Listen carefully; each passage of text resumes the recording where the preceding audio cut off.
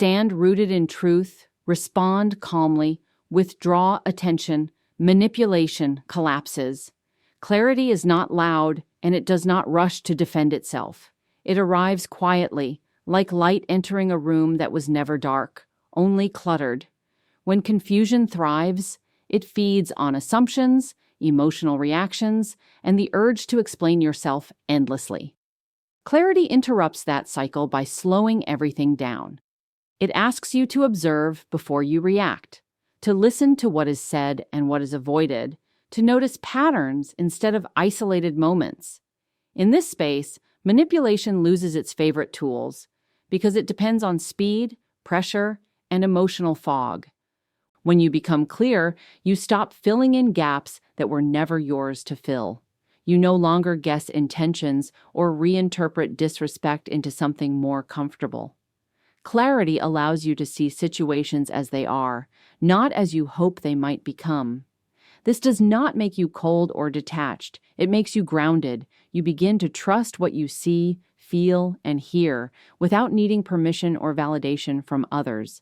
Confusion often keeps people trapped because it creates self-doubt, and self-doubt is easy to exploit. Clarity also reshapes how you communicate. You say less, but what you say carries weight.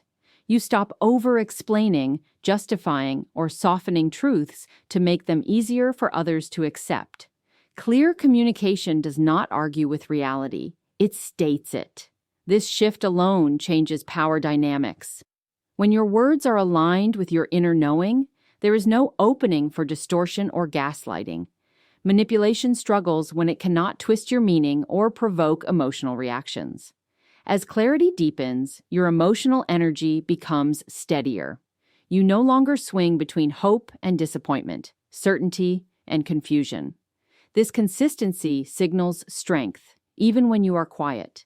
You recognize when conversations circle without progress, when promises lack follow-through, when actions contradict words. Instead of confronting every inconsistency, you mentally note it. Awareness becomes your shield. You do not need to win debates when you are no longer participating in illusions. Clarity is also self-directed. It asks you to be honest about what you tolerate, what drains you, and what no longer aligns with your values. It removes the internal confusion that keeps you available to manipulation in the first place. When you are clear with yourself, external confusion cannot take root. You stop seeking closure from people who benefit from keeping things unclear. Your calm becomes unshakable, not because nothing affects you, but because you finally understand what deserves your energy and what does not. Boundaries are not walls built in anger. They are lines drawn in self-respect. When boundaries are absent or inconsistent, control finds easy entry. Manipulation thrives where expectations are unclear and limits are flexible.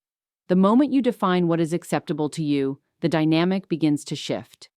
Boundaries introduce structure where chaos once lived, and structure is uncomfortable for anyone who relies on control through emotional imbalance. A boundary is first an internal decision before it ever becomes a spoken one. It begins with recognizing your limits without guilt. Many people confuse boundaries with punishment or rejection, but they are neither. They are agreements you make with yourself about how you will respond when your values are crossed. This internal clarity removes hesitation, and hesitation is often what manipulators test for. When you hesitate, they push. When you stand firm, they adjust or retreat. Boundaries weaken control because they reduce access. Control depends on unrestricted emotional availability, constant engagement, and the ability to provoke reactions on demand. A clear boundary interrupts this flow. You stop responding immediately. You stop explaining repeatedly. You stop negotiating your needs. This does not require confrontation. Often, it requires consistency. Saying no once is not as powerful as maintaining no without emotional justification. As boundaries solidify, your behavior changes more than your words. You follow through. If a line is crossed, you respond predictably and calmly. There is no dramatic escalation, no emotional bargaining. This steadiness sends a strong message. You are no longer manageable through pressure. Over time, this consistency trains others on how to treat you. Those who relied on control may become frustrated, dismissive, or suddenly compliant. Each reaction reveals truth. Boundaries also protect your mental space. They limit how much influence others have over your mood, decisions, and self-image.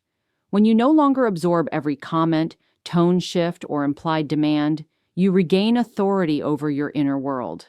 This is where control truly weakens. External manipulation loses power when it cannot disrupt your internal stability. You become less reactive, less predictable, and therefore less controllable. Importantly, boundaries are not about changing others. They are about changing your participation. You stop trying to be understood at the cost of your peace. You stop proving your worth. You allow discomfort to exist without rushing to resolve it. This can feel unfamiliar at first, especially if you were conditioned to prioritize harmony over honesty. But with time, boundaries become natural, even liberating. As you honor your limits, your confidence grows quietly. You trust yourself to protect your time, energy, and emotions. You no longer fear losing people by standing firm because you understand that anything requiring self-betrayal to maintain was never stable to begin with. Control fades not through force, but through refusal. You refuse to abandon yourself, and in that refusal, your power returns. Emotional neutrality is not indifference, and it is not suppression. It is the disciplined choice to remain centered when others attempt to pull you into reaction. Games depend on emotion the way fire depends on oxygen. Without emotional fuel, manipulation loses momentum. When you stop reacting in predictable ways, the entire dynamic changes, often faster than words ever could. Emotional games are designed to provoke specific responses: guilt, fear, urgency, defensiveness, hope. Each reaction gives information and leverage. Emotional neutrality interrupts this exchange. You still feel, but you do not broadcast those feelings in ways that can be used against you. Your inner world becomes private. This privacy is powerful. It denies access to the emotional data manipulators rely on to steer outcomes. Neutrality begins with awareness. You notice the spike in emotion without acting on it. You pause before responding. That pause alone breaks patterns. Where there was once immediate reaction, there is now space. In that space, you regain choice. You are no longer operating on emotional reflex. This does not make you passive. It makes you deliberate. Deliberation is difficult to control. As emotional neutrality strengthens, your communication shifts. Your tone becomes even, your words concise. You do not match intensity or escalate conflict. You answer what is asked without volunteering explanations or emotional context. This calm presence can feel unsettling to those accustomed to emotional engagement as a control mechanism. They may increase pressure, change tactics, or attempt to provoke stronger reactions. Each attempt reveals more than it conceals. Neutrality also dismantles the reward system of manipulation. Emotional reactions, whether positive or negative, reinforce the behavior. Anger confirms influence. Overpleasing confirms leverage.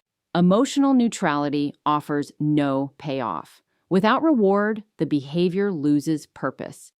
Over time, the games slow, shift, or stop entirely because they no longer produce results. This state requires practice, especially if you are naturally empathetic or emotionally expressive.